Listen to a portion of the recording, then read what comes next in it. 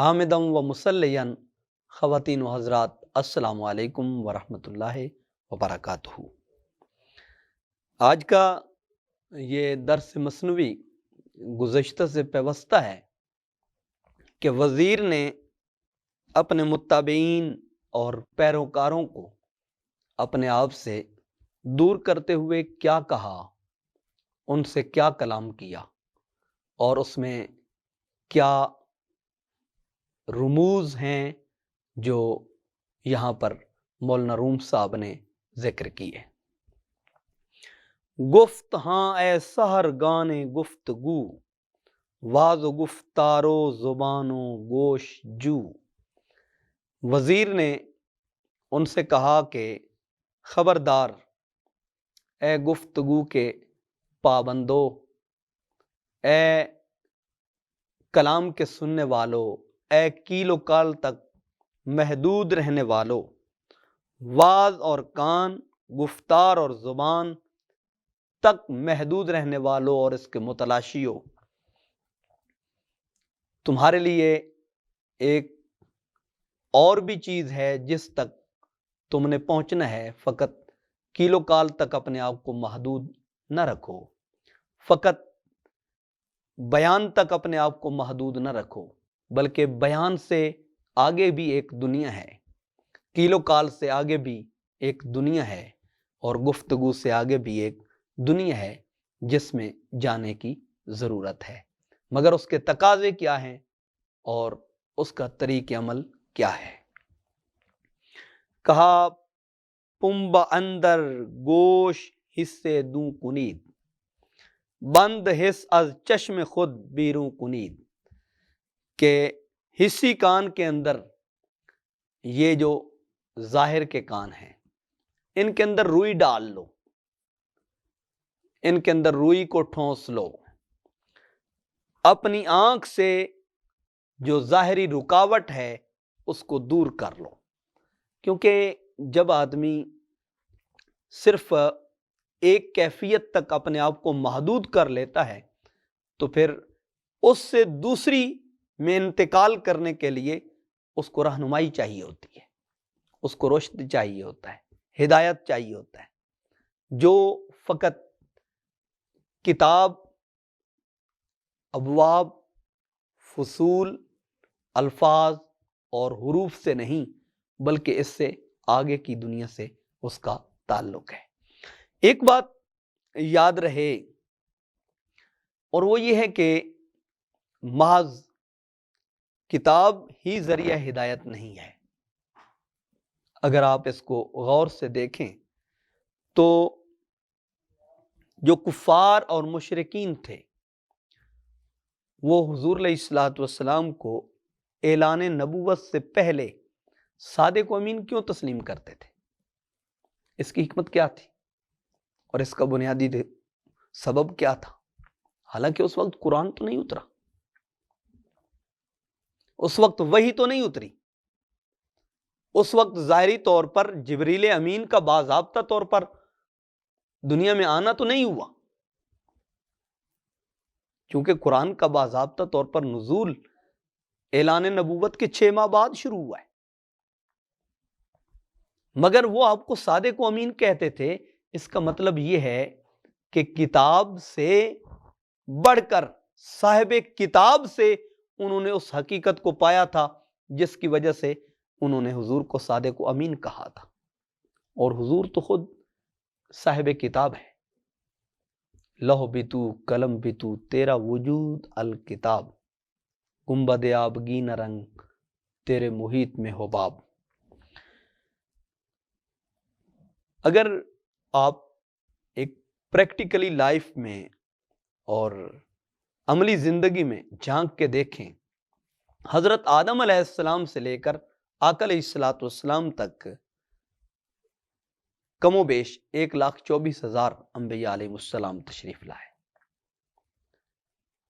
اور ان پر اترنے والی کتابیں فقط 4 ہیں اور صحیفے فقط 100 ہیں۔ صحیفے 4 انبیاء علیہ السلام کے لیے اترے اور کتابیں 4 مرسلین کے لیے اتری، گویا کہ ٹوٹل انبیاء علیہ السلام جو کتب اور صحائف لے کر دنیا میں تشریف لائے وہ 8 کی تعداد ہے، باقی 1,23,992 انبیاء علیہ السلام ظاہری طور پر کوئی کتاب اور صحیفہ لے کے نہیں اترے، تو کیا وہ دین کی تبلیغ کے لیے نہیں آئے؟ دین کی اشاعت کے لیے نہیں آئے؟ دین کی ترویج کے لیے نہیں آئے؟ کیا وہ احکام الہی کی تبلیغ کے لیے نہیں آئے؟ تو اس کا سادہ سا جواب یہی بنتا ہے کہ کتاب سے ہدایت اپنی جگہ، مگر اصل اس کا تعلق ان انبیاء اور ان وجود مقدسہ سے ہے جن کو اللہ تعالیٰ نے منتخب کر کے اس کائنات کے اندر لوگوں کی ہدایت کے لیے مبعوث فرمایا ہے، جن کو اس کائنات کے اندر بھیجا ہے۔ تو واضح یہ ہوتا ہے اس سے کہ کتاب سے بھی ہدایت ہے جو تورات، زبور، انجیل اور قرآن اترے ہیں، صحائف سے بھی ہے، لیکن اس کے ساتھ ان وجود مقدسات سے ہے جن کو اللہ تعالیٰ نے انسانیت کی ہدایت کے لیے مبعوث فرمایا ہے۔ تو یہاں پہ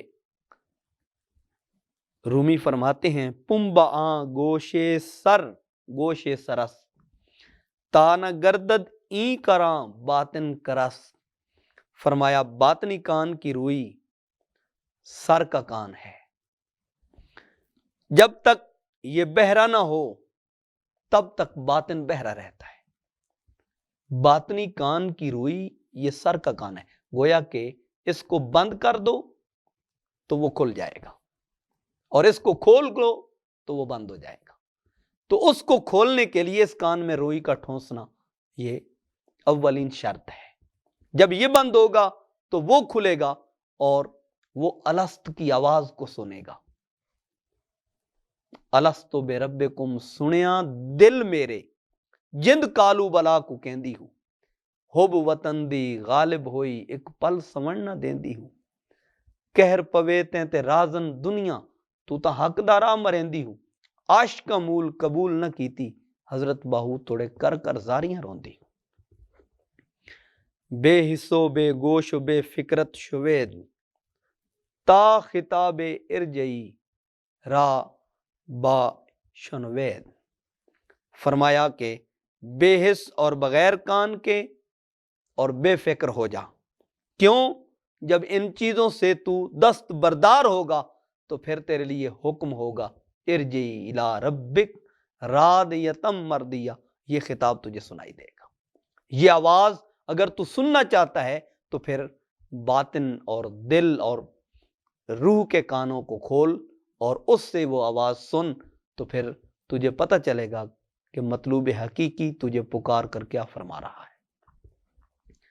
سیر بیرونی است فعل و قول ما، سیر باطن ہست بالائے سما، کہا بیرونی سیر ہمارا قول اور ہمارا فعل ہے، یہ دونوں قول اور فعل یہ باہر کی سیر ہے، بیرونی سیر ہے، اور باطن کی سیر اس کا آغاز ہی آسمانوں سے اوپر ہوتا ہے، بالائے سما ہوتا ہے۔ جب آدمی آسمانوں سے اوپر کی پرواز کرتا ہے تو پھر انسان اس الست کی آواز کو سنتا ہے، جب تک اس دنیا میں مست ہے تو پھر الست کی آواز کو نہیں سن سکتا۔ الست کی آواز کو سننے کے لیے اسے اس دنیا سے، اس کائنات سے، اس ناسوت سے آگے جانا پڑتا ہے، جس میں جبروت ہے، ملکوت ہے، لاہوت ہے، اور عالم ارواح میں یہ ساری چیزیں ہیں۔ سیر جسم خشک بر خشکی فتاد، سیر جاں پا در دلے دریا نہاد، کہا جسم کی سیر خشکی پر ہے، کیونکہ جسم کا تعلق خشکی سے ہے، مٹی سے ہے، لہذا اس کی سیر کا تعلق بھی خشکی سے ہے، اور جان کی سیر دریا دل پر قدم رکھنا ہے۔ جب دل کے اندر انسان اترتا ہے تو پھر جسم کی سیر سے گزر کر، تن کی سیر سے گزر کر من کی سیر کو پاتا ہے۔ دل دریا سمندروں ڈونگے کون دلاں دیاں جانے ہو، وچے بیڑے وچے جیڑے وچے ونج مہانے ہو، 14 طبق دلے دے اندر تمبو وانگن تانے ہو۔ شرط یہ ہے کہ جو دل دا محرم ہوئے حضرت باؤ سو ہی رب پہچانے ہو۔ چونکہ عمر اندر راہ خشکی گزشت، گاہ کوہ گاہ صحرا گاہ دشت۔ فرمایا چونکہ عمر صرف خشکی میں ہی کٹی ہے اور خشکی پہ ہی گزاری ہے، کبھی پہاڑ میں، کبھی صحرا میں، کبھی میدان میں، کبھی دشت میں، بس انہی کے اوپر رہ کے گزار دی ہے، تو نے عالم بالا سے جا کر سیر کی ہی نہیں۔ موج خاکی فہم و وہم و فکر ماست، موج آبی محو سکر است و فناست۔ فرمایا خاکی موج کیا ہے؟ وہ ہماری سمجھ ہے، ہمارا وہم ہے، ہماری فکر ہے، ہمارا فہم ہے۔ اور آبی موج کیا ہے؟ وہ محویت ہے، سکر ہے، فنا ہے، اور فنا کے بعد اس بقا کے درجے کو پانا ہے۔ گفتگوے ظاہر آمد چوں غبار، مدت خاموش خو کن ہی ہوش دار۔ فرمایا ظاہری گفتگو یہ غبار کی مانند ہے، جیسے ہم موسم سرما کے اندر اس غبار کو دیکھتے ہیں، دھند کو دیکھتے ہیں، یا بندہ شہروں میں جاتا ہے تو وہاں پر گرد اور دھوئیں کو دیکھتا ہے۔ مولانا روم صاحب فرماتے ہیں یہ صرف ایسے ہے جیسے غبار ہے، تقریر کی، گفتگو کی، واعظ و نصیحت کی، اور چلا گیا۔ اصل میں جو بندے کے وجود میں چیز تاثیر کرتی ہے وہ زبان سے زیادہ کردار تاثیر کرتا ہے، گفتگو سے زیادہ عملی زندگی زیادہ تاثیر کرتی ہے۔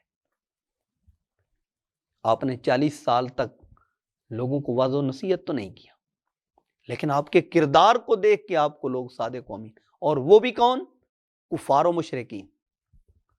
کلمہ پڑھنے والوں کی بات نہیں کر رہا، کفار اور مشرکین آپ کو صادق و امین کہتے تھے۔ یہ آپ کے کردار اور آپ کے عمل اور آپ کے رویے کا نتیجہ تھا۔ حضرت خدیجۃ الکبریٰ رضی اللہ تعالیٰ عنہا، آپ نے آپ کو نکاح کا پیغام کیوں بھیجا؟ اس وقت تو آپ کی عمر مبارک 25 سال تھی۔ کس چیز کو دیکھ کے اس نے نکاح کا پیغام بھیجا؟ اس نے آپ کے کردار کو، آپ کے رویے کو، آپ کے عمل کو دیکھ کے۔ تو سب سے زیادہ مبلغ، سب سے زیادہ مدرس، سب سے زیادہ اثر کرنے والا جو آپ کے وجود میں کوئی چیز، کوئی نمونہ عمل ہے تو وہ آپ کا کردار ہے، وہ آپ کا رویہ ہے، وہ آپ کا اخلاص ہے، وہ آپ کی باطن کی تاثیر ہے، باطن کی بیداری ہے، دل کی زندگی ہے، روح کی جلا ہے، تعلق باللہ ہے، اور غلامی مصطفیٰ کریم صلی اللہ علیہ وآلہ وسلم ہے۔ کہنے لگا مدت خاموش خو کن ہی ہوشدار، کچھ مدت کے لیے چپ رہنے کی عادت ڈال لو اور ہوش میں آ جاؤ۔ اب کچھ عرصہ خاموشی کو اختیار کرو، اور خاموشی ایسی تبلیغ ہے جو انسان کو اپنے مالک اور مولا کے قریب کر دیتی ہے۔ السکوت سلامتی، یہ بھی اسی معنی میں ہے، کیونکہ جو زبان ہے، حضور فرماتے ہیں، جسے امام غزالی رحمۃ اللہ علیہ نے بھی ذکر کیا ہے، کہ انسان کا وجود ہنڈیا کی مثل ہے، اور اس کی زبان جو ہے یہ ڈھکن کی مثل ہے۔